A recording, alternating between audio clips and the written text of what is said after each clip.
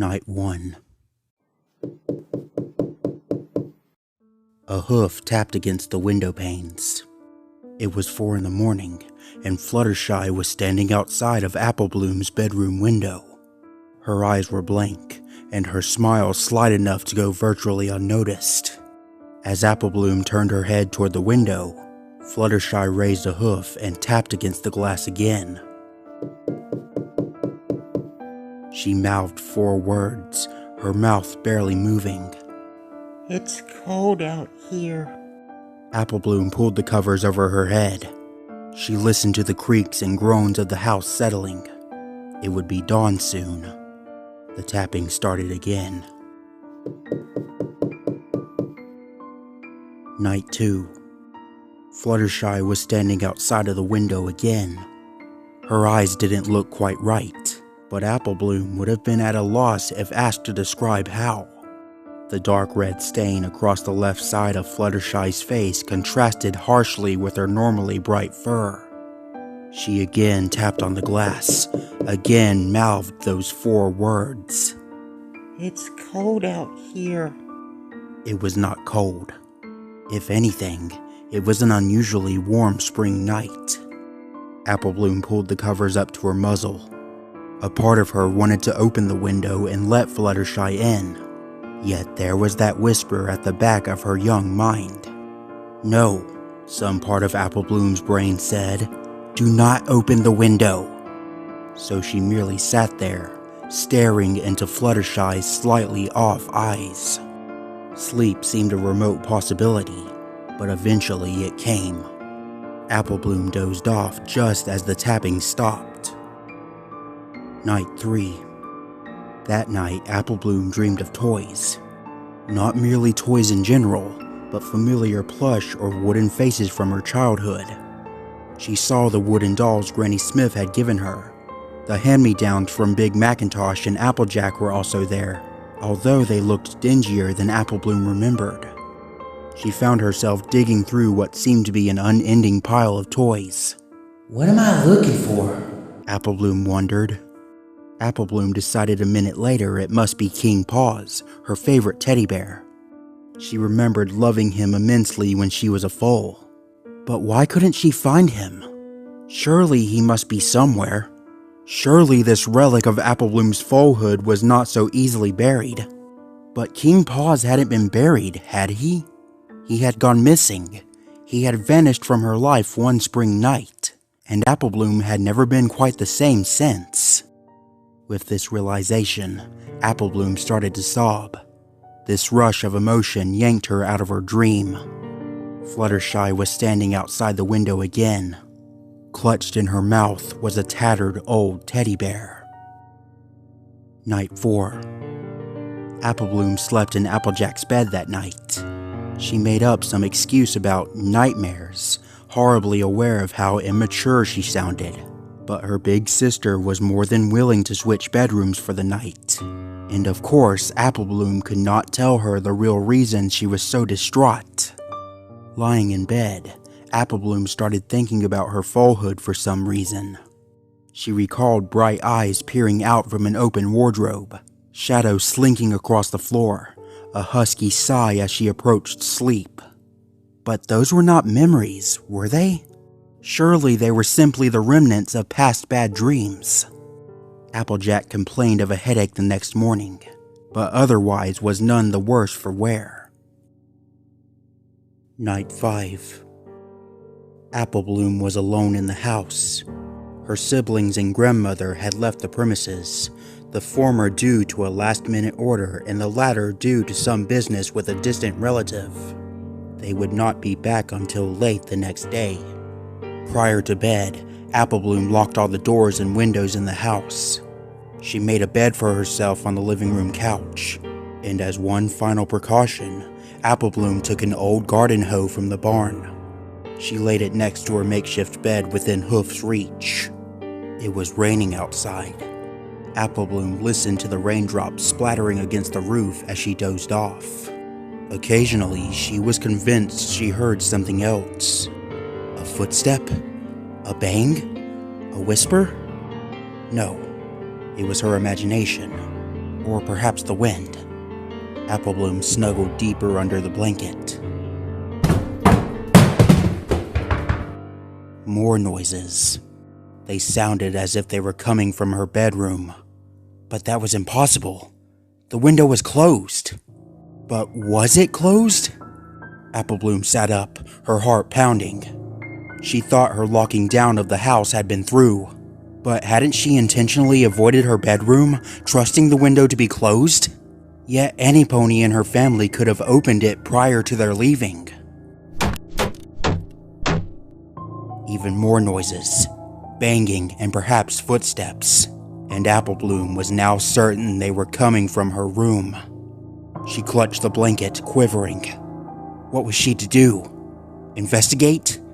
Flee? But what if it really was her imagination and the window was firmly shut? If so, stepping out of the house might put her in more danger. Applebloom threw off the blanket and dropped to the floor. She had to know. Perhaps she was trotting to her own death, but it was better than simply waiting for some unknown horror to grab her.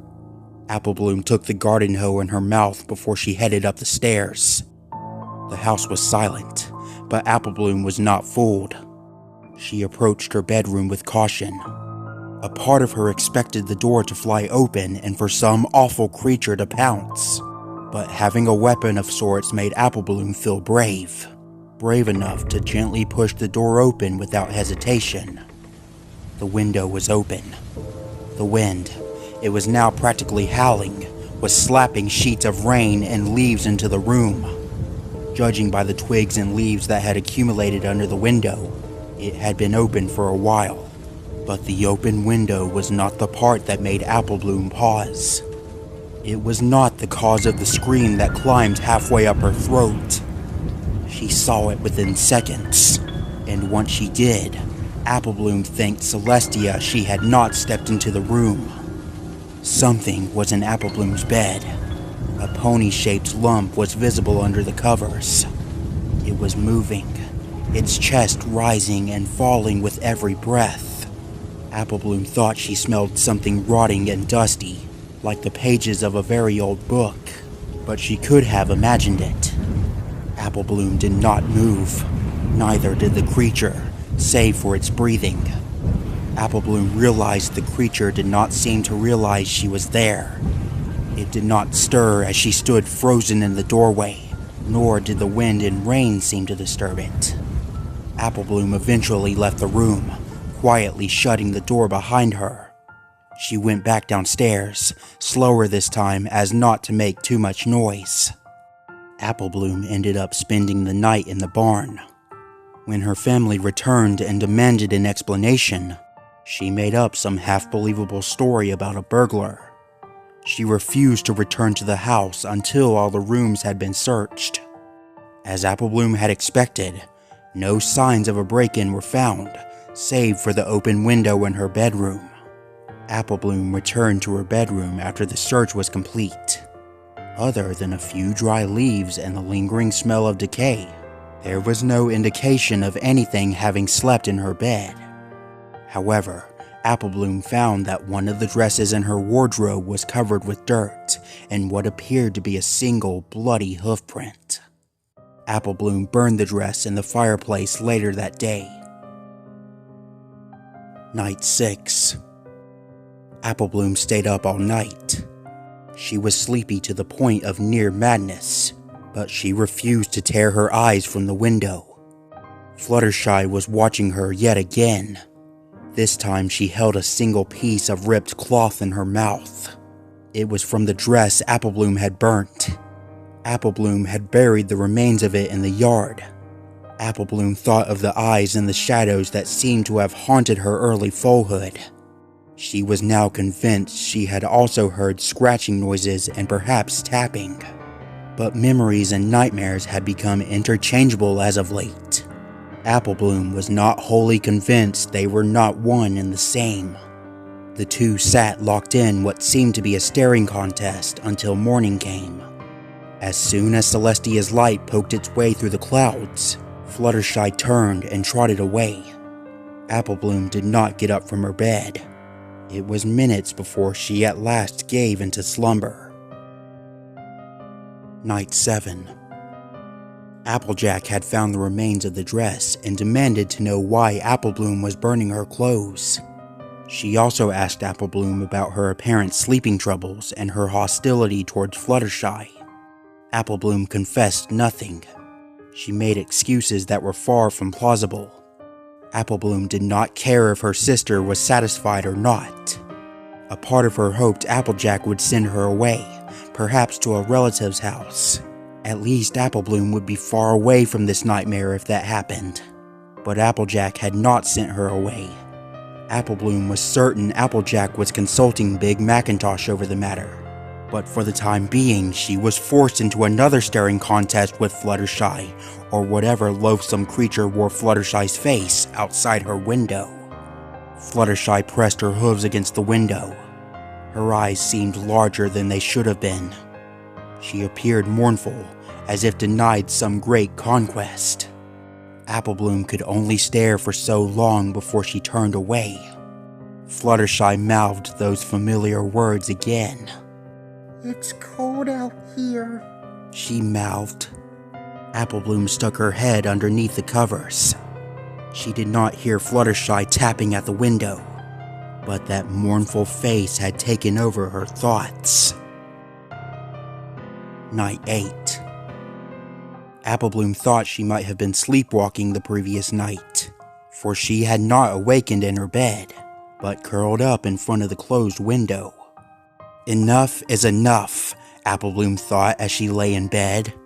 It might have seemed like a brave proclamation, but in truth Applebloom was terrified. She again did not sleep, her eyes focused on the creature outside of her window. Fluttershy returned Applebloom's stare, smiling and licking her lips. Night 9. Earlier, Applebloom had overheard her older siblings talking about doctors. She was aware they planned to send her to one. Whatever her siblings planned to do, Applebloom was confident her troubles would end soon enough. Applebloom opened her window that night. She waited until the sun had almost sunk below the trees before she did so. Her family had dozed off a little while ago. Confident she was the only sleepless soul in the house, Applebloom left her bedroom and went downstairs. In the kitchen, Applebloom procured an old gas lamp. She also took the sharpest kitchen knife she could find from the drawer, far more useful than the garden hose she'd chosen last time. But in this case, the purpose was not mere defense. Applebloom waited until darkness had truly fallen. Then she crept back to her room, the gas lamp held precariously in one hoof and the knife handle in her mouth. Applebloom nudged the door open inch by inch, careful to minimize any noise she made.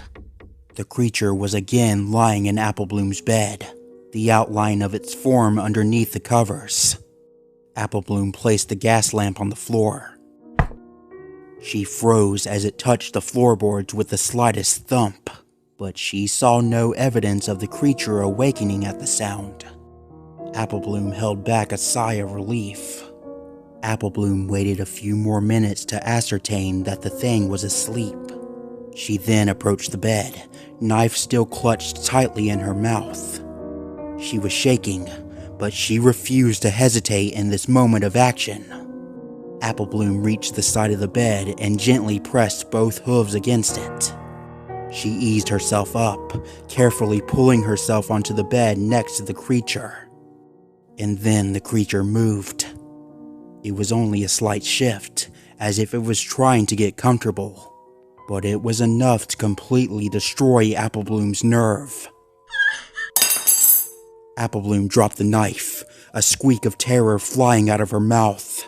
She pressed both hooves against her mouth, but it was far too late. The creature seemed to sense Applebloom was near. It moved in one swift, jerky motion, arching its back and bending its head in a way no normal pony could have managed. The creature gave a long growl, its body appearing to convulse as it threw the covers from it. Applebloom screamed, leaping from the bed. The creature leaped from the bed as well, moving in a way similar to a spider. It still resembled Fluttershy, but its neck was bent at an unnatural angle as if broken. Its head was bent to one side and upside down. It regarded Apple Bloom with its upside down grin, a grin extending far past what should have been possible. Its tongue hung limply from one side of its mouth, like that of an excited dog. It was panting in eagerness. Applejack rushed into the room, a gas lamp in her hoof. "What the hey is going on?" Applejack said breathlessly. But Apple Bloom could only whimper, pointing a hoof at the creature that now stood in silent triumph near the window. Applejack's eyes widened with bemusement and horror. "One tarnation!" Applejack gasped. The creature moved its neck again, adjusting its head to a more normal position. Its face no longer even vaguely resembled Fluttershy. It instead had morphed into some twisted mockery of the shy pony's face. The mouth stretched even farther, the pupils smaller than pinpricks. It was breathing heavily, a tongue at least a foot long hanging from its gaping maw. Applejack tossed the gas lamp at the creature. It shattered upon impact, setting the vile thing on fire. All at once, the creature's twisted face rearranged itself. It now became a more accurate representation of Fluttershy. The flame started to engulf it immediately. A scent not unlike that of sulfur rose as patches of its fur hastily burned away.